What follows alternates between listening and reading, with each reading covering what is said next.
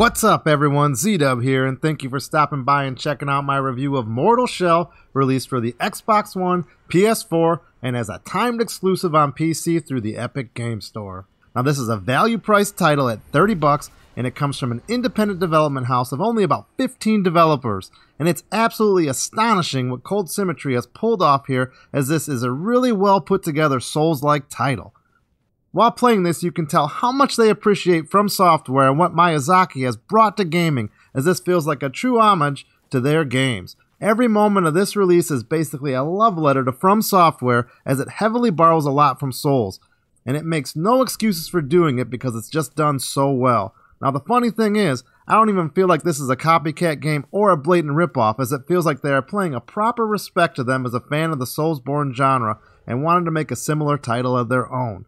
Now, if this is your first time stopping by for one of my reviews, let me start by saying this. All of my game reviews are done from a critically honest perspective. I feel like you shouldn't have to force yourself or convince yourself to have fun with something. So if you're like me and you're looking for the best experiences out there, ones that are truly worthy of your time and money, you've come to the right place. So if you haven't subscribed already, make sure you do, so you don't miss out on any future videos, and hit that button and bell, and you'll be up to date with all my content. Now let's get into this. Mortal Shell. Can an independent development house capture the magic of the Souls genre? Are there any new ideas here in this release? Is this truly Dark Souls light? Well, I have to say, I am thoroughly impressed with the quality of this release. Everything about this is what I would expect in a focused Souls experience. While it doesn't pack quite as much in or have the length and depth of Souls, Sekiro, or Bloodborne, what is here is great for the price, and it plays really well. Now, if you're not a fan of punishing combat and you don't like having to figure out pretty much everything on your own, you should look away now. You most likely aren't a Souls fan, and this game is not for you. But for those of us that love this genre and the challenge and mystery it brings, this will feel right at home for you. This checks a lot of boxes for what we come to look for in a Souls clone. Brutal combat, dying a lot, redoing sections over and over, being forced to learn the combat and game language before proceeding, which can be done in a frustrating fashion, and of course, very strange items and consumables that you have no idea what they do at first, intertwined in a mysterious story. So if that's up your alley, I think you're gonna dig this. So when you first kick it on, it starts you into a brief tutorial zone. This is not typical for these type of titles, but it's a nice touch to get your feet wet in the combat. In this training shown here, they attempt to train you in the nuance of Mortal Shell combat, brief as it may be. And after the tutorial, you basically set out in the open world with zero explanation, and you can venture pretty much wherever you want. Typically in other games, I do prefer some form of wayfinding or map, but for a title like this, I don't mind at all. This is what we come to expect, and it's right at home here. You're off to explore on your own and discover your own path and secrets that this world has hidden. So the core of a game like this is the combat. So how is it? Well, it feels pretty good. While not as fluid as Sekiro, but somewhere close to Souls, but not quite as refined. But again, it's still good. It contains all the expected mechanics. You got hard attack, soft attack, parries, evades, all driven by a stamina bar. And in this, they have also added a unique block mechanic called hardening. It's a skill you can use on cooldown for blocking, and it definitely comes in handy. It basically makes you mostly indestructible, and it freezes your character for a moment mid-motion, so you can withstand a blow and be right in the thick of it to serve one back. At first I didn't grasp the concept of what it was doing, but as I progressed further, I tended to rely on it in most fights. Now the other mechanic here is when you lose your health, you get thrown from your shell. One time each run you got the ability to get back to your shell, and you got one more life, so to say.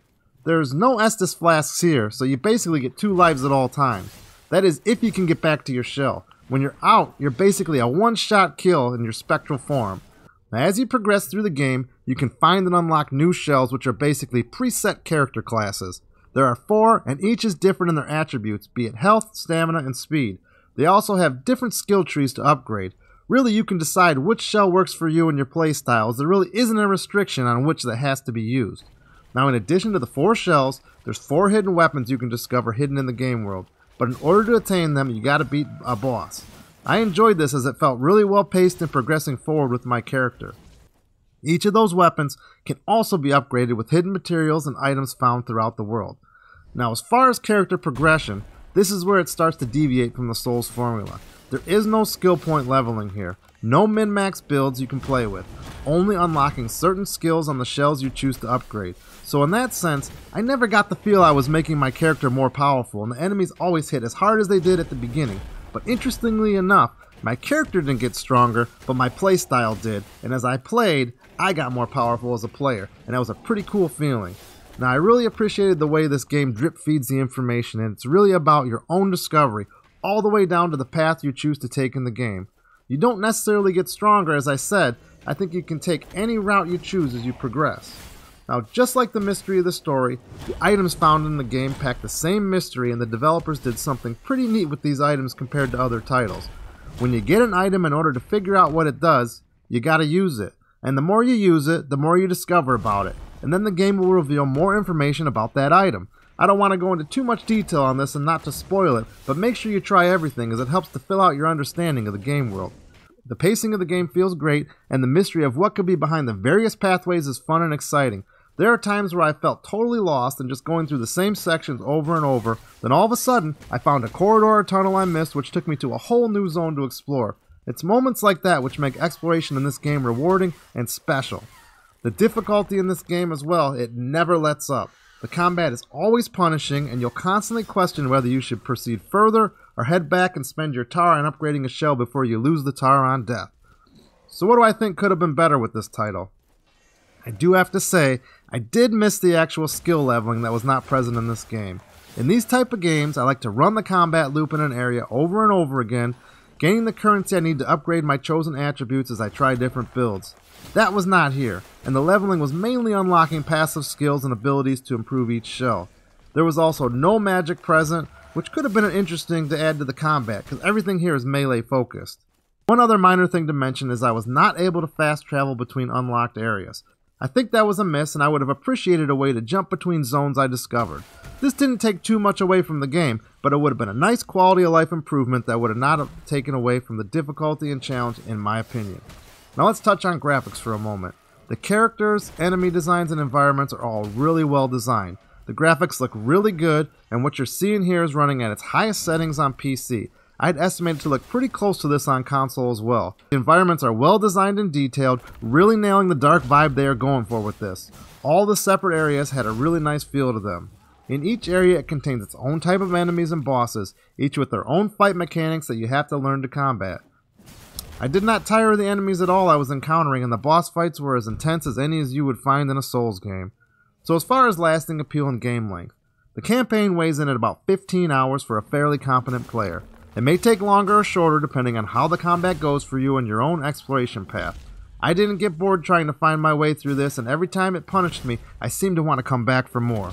Now, so as far as replay after completion for me, I'm typically a one and done with these types of games, but some players may want to challenge themselves by playing with different shells or different weapons, but without having any real skill points to invest or character builds, this may be limited as to how much variety you can have. So in closing, is this for you? Well, if you're a Souls fan and you're looking to scratch that itch with a pared down, refined take on this genre, then I'd say yes. So for my fun or not recommendation, it's hard to rate this on my typical fun factor, as there are times this game will literally have you screaming at the screen. But as you conquer those areas, there's a lot of fun to be had in the accomplishment, and it definitely does fill that fun gauge. So this is a strong recommend if you're looking for this type of challenge and game. So thanks for stopping by and watching, and if you enjoyed this and you're interested in honest reviews focusing on whether a game is purely fun or not, or whether a game will wow you, subscribe so you don't miss out on any future gaming content. Well, I gotta get back to grinding this out here, so I'll see you next time. This is Z-Dub out.